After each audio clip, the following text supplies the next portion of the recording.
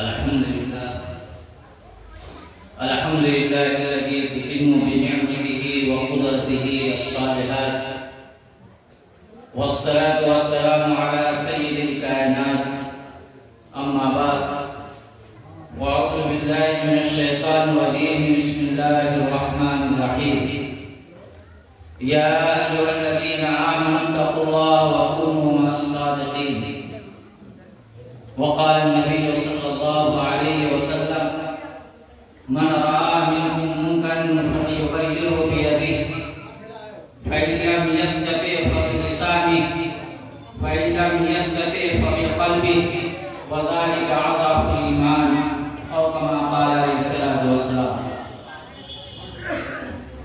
हज़रात गिरामी बुज़ुर्गान मोहतरम, स्टेज पर तशरीफ़ फरमा उलमाए किराम,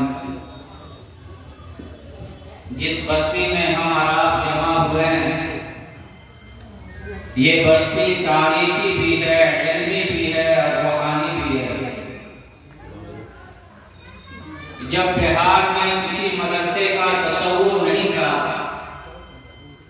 और आमतौर पर तालीम गाहें यहाँ नहीं थी, ऐसे मौके पर एक मर्द मुजाहिद हज़रत हाजी इमदादुल्लाह मुहाजिर मक्की रहमतुल्लाह अलैह के खलीफे अजल हज़रत हाजी मुनव्वर साहब रहमतुल्लाह अलैह दीनी जज्बे के साथ इसी निस्ता रसूलपुर निस्ता की सरजमीन पर मदरसा इमदादिया के नाम से एक इल्मी मरकज को कायम करते हैं।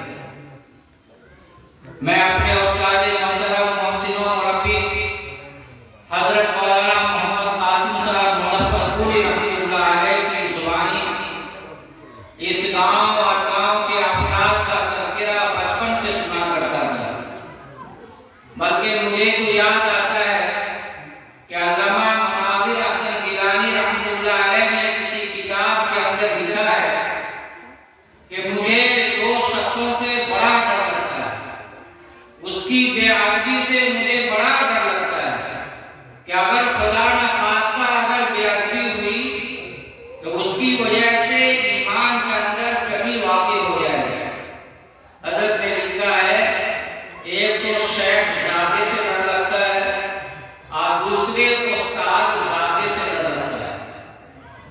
शेख ज़ादा यानी जो पियो मुर्शिद है उनकी औलाद का ख्याल करना, और दूसरे जो असातिज़ा किराम है उनकी औलाद का ख्याल रखना, ये भी जरूरी है। उनकी बेअदबी से बड़ा नुकसान का अंदेशा।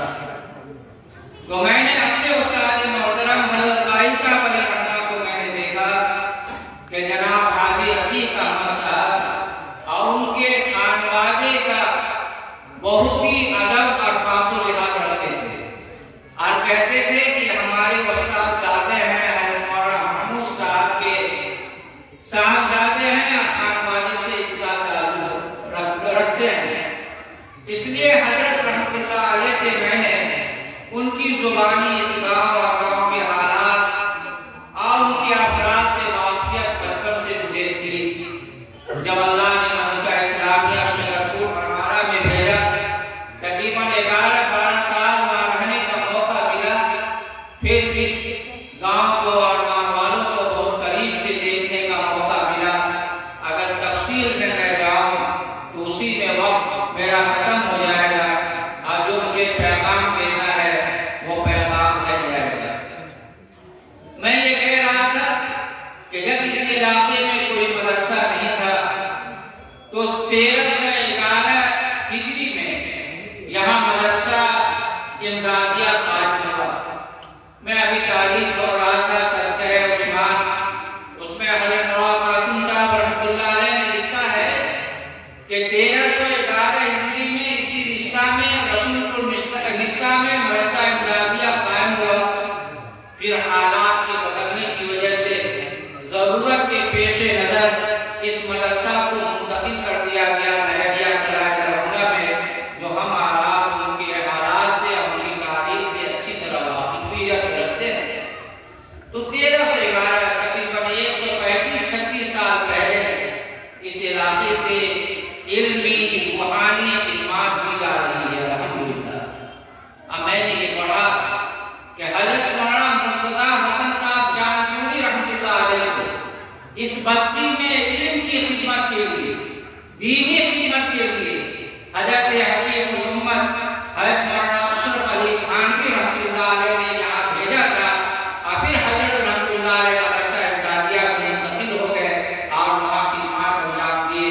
फिर एक वक्त ऐसा आया कि अल्लामा इब्राहिम बलियामी रहमतुल्लाह अलैह भी मदरसा इमदादिया में पढ़ाने के लिए तशरीफ लाए।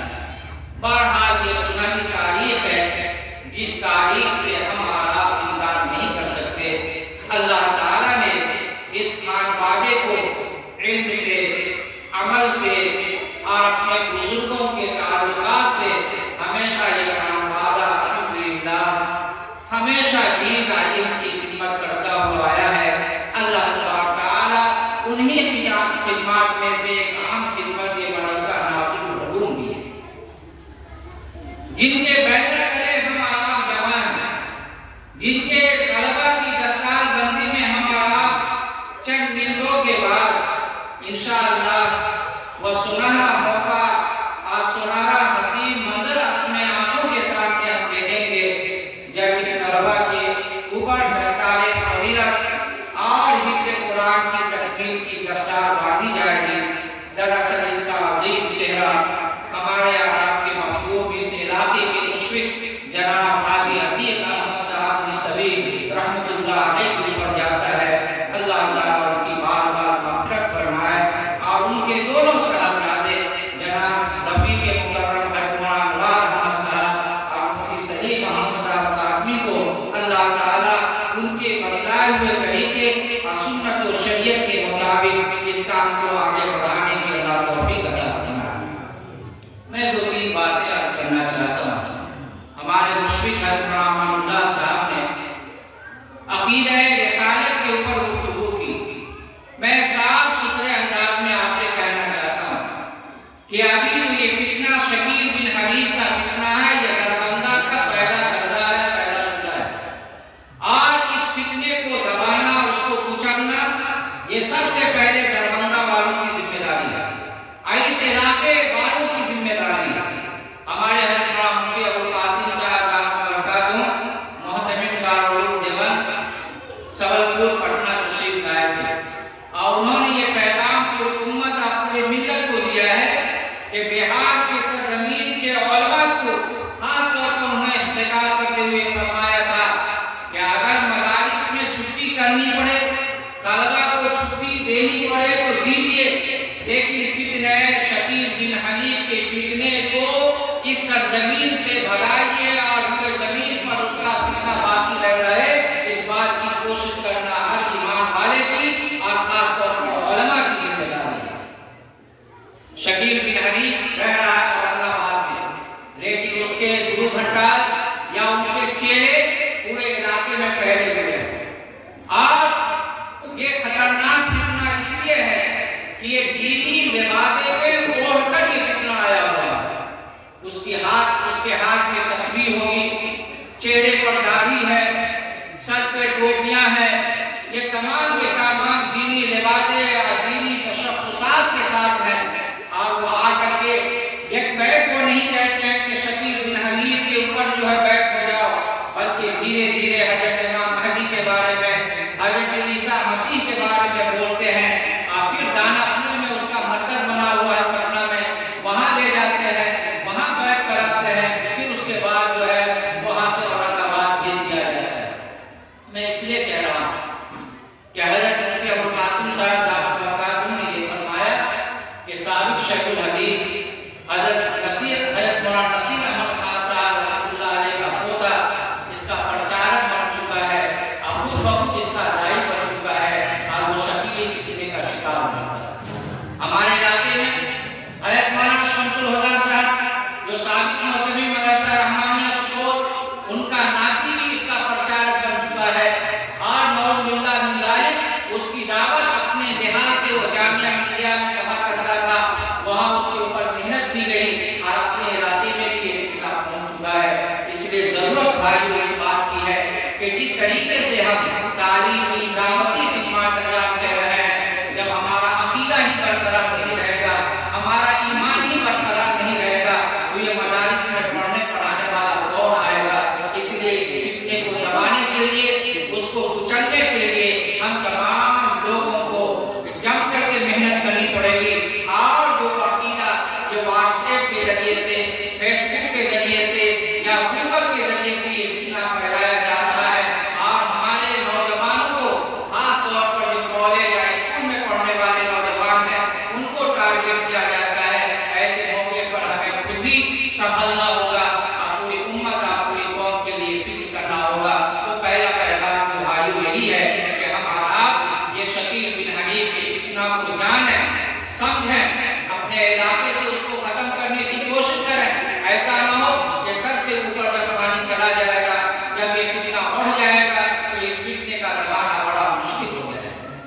एक बात तो ये। दूसरी बात जो मुझे कहनी है वो ये है कि अभी हिफ्ज़ कुरान की तकमील के बाद दस्तार फजीलत का असील मंजर हमारे आराम के सामने आया है। उस सिलसिले में मुझे सिर्फ एक बात कहनी है, वो ये है कि जब पूरी दुनिया से तौरात के नुस्खे जला दिए गए और तौरात का कोई नाम लेवा दुनिया में नहीं था, हमारा आप जानते हैं कि अल्लाह रब्बुल इज्जत ने हजरत उज़ैर को खड़ा किया। हजरत उज़ैर रज़ियल्लाहु ताला अन्हु के जरिए से तौरात उनकी याददाश्त के मुताबिक दुनिया में आई। इस सिर्फ एक हाफिज़े तौरात होने की वजह से तारीख़ यहूदियत में ये बात लिखी हुई है कि उनकी कौम ने उनको अल्लाह के बेटा होने का दर्जा दे दिया। अब पढ़ते हैं यहूद उज़ैर इब्नुल्लाह, यहूदियों ने कहा कि हज़रत उज़ैर अल्लाह के बेटे हैं, जबकि तारीख़ी और मुहताज तौर के मुताबिक हज़रत उज़ैर नबी नहीं थे, रसूल नहीं थे, बल्कि नबी के तरबियत याफ्ता थे। तो पूरी तारीख़ यहूदियत में सिर्फ एक शख्स जब हाफिज़ तौरात हुआ तो उनकी कौम ने उनको अल्लाह का बेटा का दर्जा दे दिया, हालांकि ये गलत था। लेकिन आज अल्लाह के फज़ल व करम से यह कुरान करीम का मौजज़ा है कि हजारों में नहीं बल्कि लाखों में नहीं बल्कि करोड़ों में कुरान करीम के हुफ़ाज़ अल्हम्दुलिल्लाह मौजूद हैं। आज इंशाअल्लाह क़यामत तक ये सिलसिला चलता रहेगा। आज ये कुरान पाक के हिफ्ज़ करने वाले, कुरान पाक को अपने सीने में सजाने वाले इंशाअल्लाह ये मौजूद रहेंगे। आज ये मदारिस की खिदमत इंशाअल्लाह अंजाम दी जाती रहेगी। जरूरत इस बात की है भाइयों, बुजुर्गों और दोस्तों कि हम खुद भी पढ़ें, अपने बच्चों को भी पढ़ाएं और कुरान की तालीम से अपने बच्चों को भी लगाएं, ताकि हमारे घर के अंदर भी रोशनी आए, हमारे घर के अंदर भी नूरानियत आए। लेकिन इस सिलसिले में बहुत ही अदब से हमारे अकादमी यहाँ मौजूद है। हज़रत मौलाना क़ारी शब्बीर अहमद साहब, हज़रत मौलाना शकील अहमद साहब की तशरीफ ला चुके हैं अल्हम्दुलिल्लाह। हज़रत मुफ्ती सनाउल हुदा साहब भी तशरीफ ला चुके हैं। बड़ी ही अदब के साथ मैं आप दानिश्वरों से, उलमाए किराम से छोटी बात बज़ाहिर है लेकिन ये बहुत ही संगीन बात होती जा रही है, उस सिलसिले में मैं तवज्जो दिलाना चाहता हूँ। सच्चा कमेटी की रिपोर्ट के मुताबिक मदारिस में पढ़ने वालों की तादाद सिर्फ 4% की है। 96% हमारे बच्चे स्कूल और कॉलेज का रुख करते हैं, वहां जाकर के वो इंजीनियर बने, डॉक्टर बने, तमाम चीजें अल्हम्दुलिल्लाह उनके लिए सहूलियात इकट्ठा की जाए और जरूर उनके लिए तालीमी मराहिल को आसान से आसान कर दिया जाए। लेकिन आज ये 4% में जो तलबा हमारे पास आते हैं, हमारे मदारिस के पास आते हैं, आज उनकी तरफ निगाहें उठ रही है। आज ही प्लस के नाम पर जो ये इदारे कायम किए जा रहे हैं, ये दिन ब दिन मदारिस में बच्चों की, तलबा की तादाद दिन ब दिन बढ़ती जा रही है। आखिर इसकी फिक्र कौन करेगा? हमने बड़ा अच्छा नारा लगा दिया है कि हिफ्ज़ में पढ़ने वाले तलबा का ज़हन बहुत तेज होता है, हम उसको डॉक्टर बनाएंगे, IAS बनाएंगे, IPS बनाएंगे, अच्छा से अच्छा इंजीनियर बनाएंगे। और जो उस लाइन में इब्तिदा से लगे हुए उसकी कौन फिक्र करेगा? ये बच्चे अगर ये हिफ्ज़ कुरान के बाद अगर आलिम कुरान नहीं हुए, मुफ्ती नहीं हुए, अच्छे कारी नहीं हुए, काजी नहीं हुए, तो उम्मत और मिल्लत की रहनुमाई कौन करेगा? आखिर दिन ब दिन तादाद बढ़ती जा रही है। आखिर इसकी अगर हम फिक्र न करेंगे, अगर आज अगर फिक्र न करें तो 50 साल के बाद जो हमारी ये टोपियों पर जो ये सरों पे जो टोपियां नजर आ रही है, ये हाफिज़ कुरान की शक्ल में अच्छी खासी तादाद समझ में आ रही है, देखने में आ रही है। खुदा न खास्ता ऐसा न हो कि इतनी तादाद भी न बना। इसलिए सर जोड़कर हमारे उलमा को, हमारे मदारिस के जिम्मेदारान को और हमारे दानिश्वरों को इस सिलसिले में भी फिक्र करनी चाहिए कि हिफ्ज़ प्लस के नाम पर जो हसीन नारा लगाया जा रहा है, इसका ऐसा न हो कि आगे जाकर ये फितना की शक्ल अपना ले और जो तादाद अभी पहुंच रही है वो तादाद दिन ब दिन बढ़ती हुई चली जाए। इस सिलसिले में ये दूसरा पहलू है। तीसरी बात मुझे कहनी हो यह है कि अम्र बिल मारूफ का एक पहलू है और दूसरा नहीं अनिल मुनकर का भी पहलू है कि अगर माशरे के अंदर अच्छाइयों का फरोग हो और बुराइयों से रोकने की तदबीर की हो। आज बड़गांव के अंदर, हर बस्ती के अंदर हमारी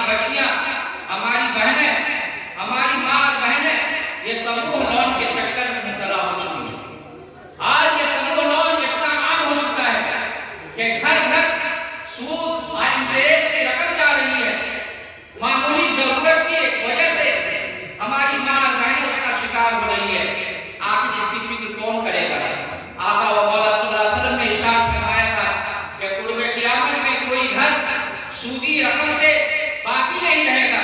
अगर सूजी रकम नहीं पहुंचेगी तो कम से कम उसका धुआं जरूर पहुंचेगा।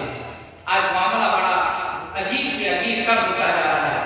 जो हमारा मालदार तबका है, तो गरीब अगर कोई आ जाए कर्ज के लिए, तो ऐसे गरीब लोग भी जो जरूरतमंद होते हैं आमतौर पर कर्ज की अदायगी में टाल मटोल करते हैं, जिसकी वजह से अमीर तबका भी उनको कर्ज देने के लिए तैयार नहीं है। हालांकि अमीर तबका को ये चाहिए कि अगर अल्लाह ने हमें माल दिया है तो जरूरत के मुताबिक हम उन गरीबों की जरूरत को पूरी भी करें। आका व मौला सल्लल्लाहु अलैहि वसल्लम ने इरशाद फरमाया, मन अंज़रा मुबसिरन औ वज़अ अन्हु अज़ल्लहु फी ज़िल्लिही। जो आदमी किसी तंगदस्त मक़रूज़ की मोहलत देता है या उसके कर्ज को माफ कर देता है, अल्लाह ताला उसको अर्श के साए में लगाएगा। ये कर्ज की भी एक मद होनी चाहिए कि जरूरतमंद अगर आए तो जरूरतमंदों की जरूरत को पूरी की जाए।